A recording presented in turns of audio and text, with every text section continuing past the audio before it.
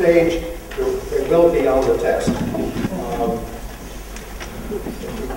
Maybe the beginning of my slide, somebody would see what happens if I just push the problem with this has been that we haven't had a chance. We haven't had a chance to try out our own slides for the system, so it'll be as much of a surprise to me as to you, perhaps, especially since I'm a Mac user and translating from Macs to PCs sometimes has pitfalls. But the topic, a very, very large topic, some of which has been well covered already, fortunately, transforming New York's waterfront, particularly Manhattan, has been the subject of a study I've conducted over the last couple of years in association with the Institute for Sustainable Cities, and was published in Environment magazine last summer, and that can be downloaded from my website, humanemetropolis.org, or from the Institute's website in living color. And with a bow to Henry Hudson and the early Dutch community with the scaffolding and gibbet at the waterfront. Execution was apparently an approved waterfront use in those days. And jumping ahead to the end of my talk, this is quite a transformation of the city, the region, and the waterfront. And to me, as a native New Yorker who has been living elsewhere most of my adult life, I'm absolutely fascinated to come back to New York, talk to many of you and others about what's happening on the waterfront in particular, but also with the water supply and some of the other issues that have been discussed here. And I tend to view New York as the matriarch of mega cities. It was, in fact, in 1900, one of the 10 largest cities in the world, as retroactively identified, and it remains on the top 10 list of megacities today. Not the largest, but among the top 10. And therefore, it has been on the list of top 10 urban regions for the longer than any other city except Tokyo. And it is the only Western megacity remaining among the top 10. And so it has this wonderful history of solving problems, some of which you've already been hearing about, that it innovates and it provides examples and models. And I think the waterfront is a good example of this. Let me see if I can push the right button. But we can go back to a few earlier examples of New York's resourcefulness and creativity, as for instance the Commissioner's Plan, 1807 and 1811, it gets various dates, which totally ignored Eric Sanderson's book. It laid out the grid plan for New York's streets and avenues, disregarding topography, wetlands, anything else in its way. So that, however, worked very well in terms of laying out property boundaries and finding your way around, even if you can't maneuver in traffic.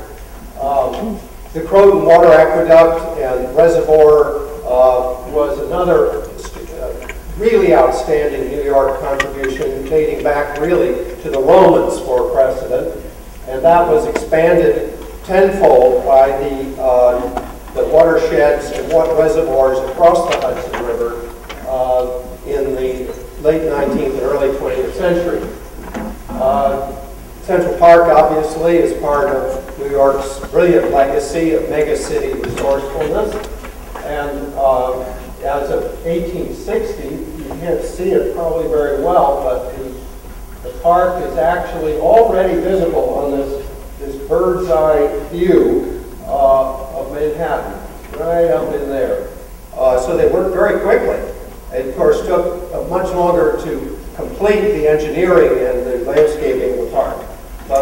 And the acquisition of it, just consider, for a city as young as New York was, to be able to develop the institutional framework, the legal framework, and the funding as well as the design talent. This was in the same ballpark with Haussmann's work in Paris, which I love to compare it with. And of course, Central Park today, you're all very familiar with it. We'll move right along. And it is truly a central park, and therefore it is a segue to move to the waterfront and ask, what about a perimeter park as a complement to and counterpoint, a maritime counterpart to Central Park? And this was the subject of a forum we held last February, and we're going to be, in fact, holding a series of panels next February through into April, I believe, at Roosevelt House on various topics relating to the New York waterfront in more detail with a number of panelists. But this is what we can think about. Someone earlier asked about the Manhattan Waterfront Greenway. This is the city's map on the Department of City Planning website. That laser isn't working, I'll use mine. And yes, it encircles Manhattan, but there are a few detours inland, like onto First Avenue to get past the United Nations. But it's on its way, and as Rob said this morning, from Inwood Park down to the Battery is continuously bikeable, and much of it useful for a variety of things like hanging out at the new Riverside Park south here.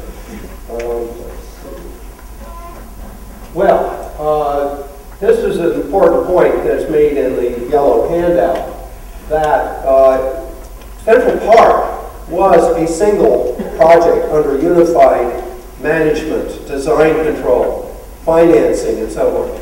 But the perimeter park, if you want to call it that, is a series of assorted bits and pieces that come from many projects, many sources of facilities, some of which are not land as such.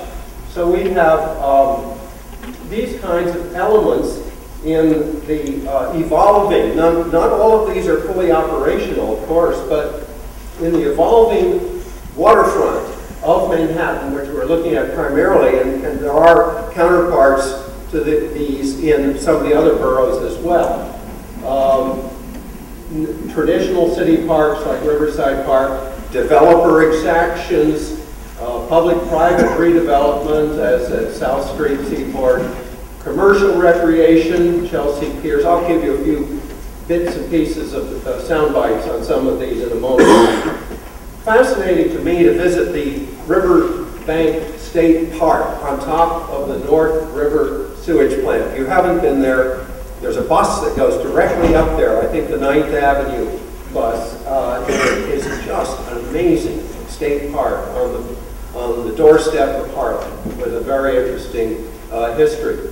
Ecological mini park like Stuyvesant Cove on